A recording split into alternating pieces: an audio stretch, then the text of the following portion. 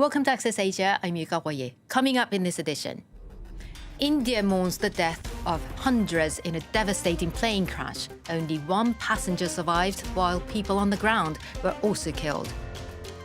The US and China agreed to revive their earlier trade war truce after the latest round of talks, which demonstrated just how much leverage Beijing has when it comes to rare earths.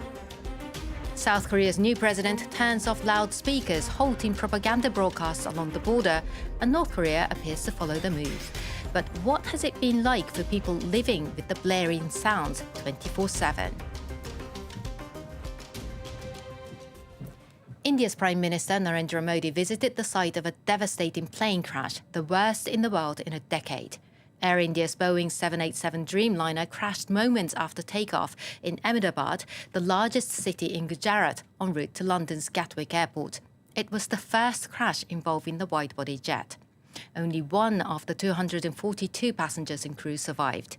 The British businessman was thrown from the plane and sustained serious injuries, but was able to walk towards the ambulance. The passenger plane crashed into a residential area, causing deaths on the ground. Everything happened in front of my eyes. I don't know how I survived.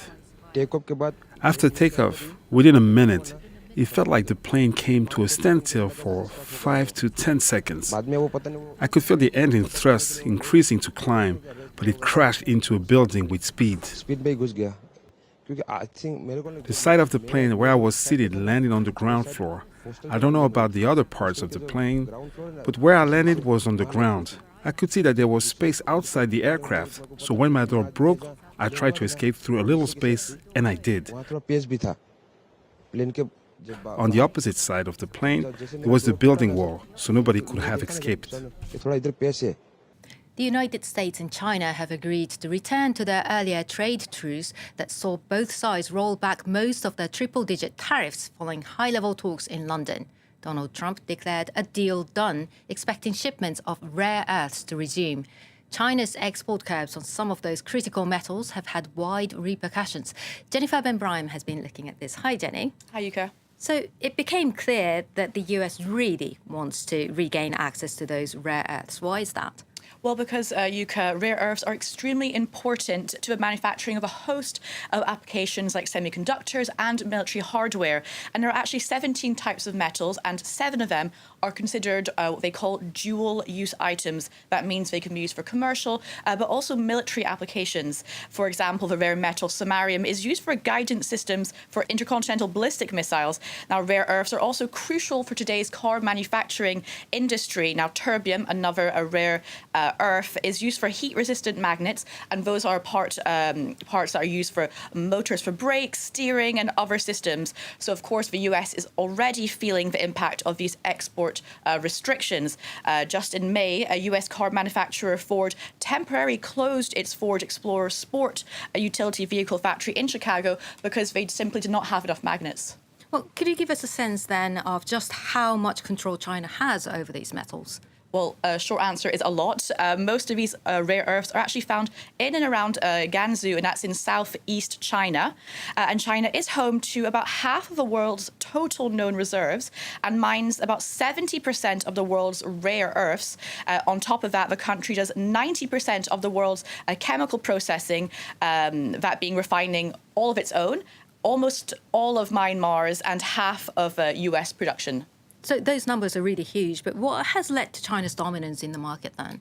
Well, until the 80s, actually, it was the US that really dominated the rare earth industry. But today, China is the dominant force, as you just mentioned, and that's for a host of reasons, including lower labor costs, weaker environmental standards, and a very robust government set of subsidies. Now, China also has 37 universities with rare earth training programs, and in the US, there are 0. Really exploited then.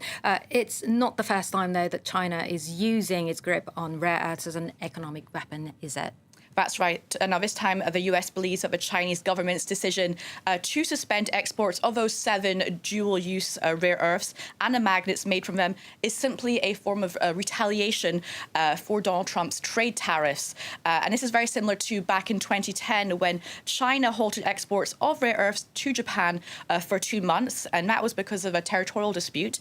And that really spooked Japanese manufacturers, so much so that actually to this day, Japanese companies keep very large stockpiles holding as much as 18 months of the rare earth dysprosium, and that's made for the semiconductor industry. And that's just one example. Jenny, thank you so much for providing some insights into that complex issue. Jennifer Ben Bryan there. South Korea has suspended its propaganda broadcasts near the border targeting North Korea, and Pyongyang appears to have switched off its loudspeakers as well, according to Seoul's Joint Chief of Staff. The country's new president, Lee Jae-myung, says he wants to improve relations with its neighbour under dictator Kim Jong-un.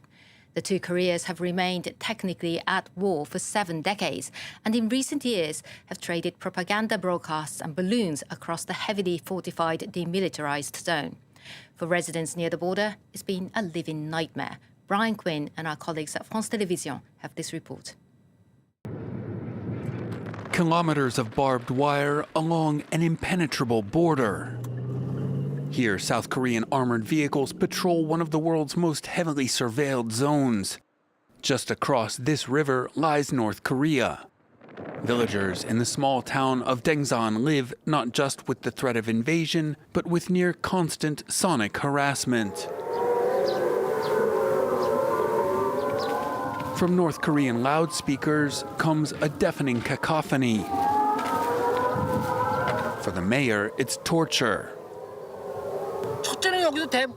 They have to stop it. This sound you hear. We can't take it anymore.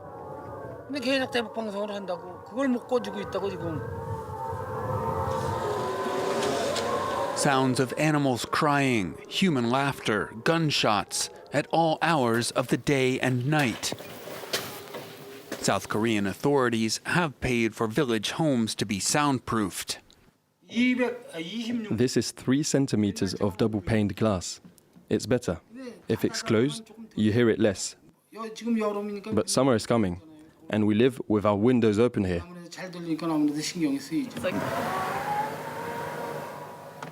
The noises start up during episodes of heightened political tensions. Daesan's aging population is suffering from the stress of a psychological war.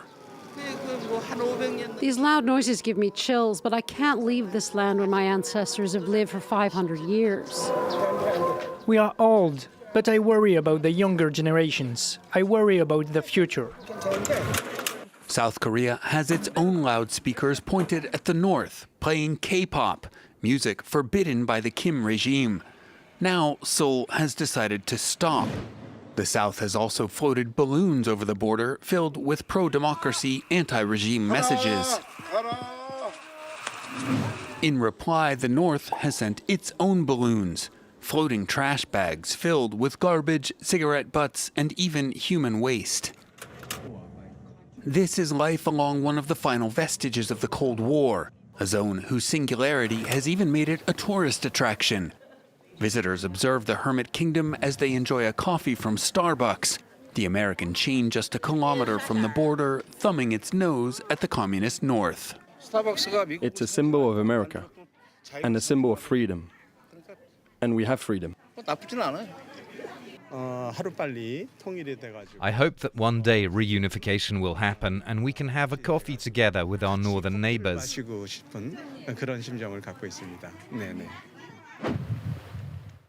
Across the country, but still along the border, lives a fisherman who is much more skeptical about reunification. Park Myung-ho is a former North Korean citizen, a defector who arrived without papers or luggage 19 years ago. But he did manage to bring his family. That's a photo with my wife and 2 sons. We had it taken as soon as we arrived in South Korea. It was a new beginning after a perilous voyage by sea along the coast during a foggy night. This former soldier spent more than a year planning his escape. Freedom. I came for freedom. Today, the boat that brought him to freedom is gone. He had built it with his own hands in the utmost secrecy. Today, when I think about it, I get chills.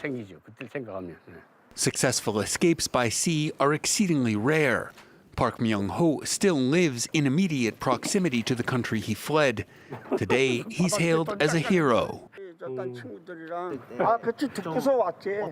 He's very brave. He came here with his whole family. This is an honorable man. Before COVID, up to 1,200 North Koreans per year managed to escape, mainly via China. These days, those numbers have fallen to just a few dozen. Meanwhile, K-pop fans had reasons to celebrate as several members of BTS were discharged from military service. Jin, the oldest member of the boy band, was discharged from the army last year.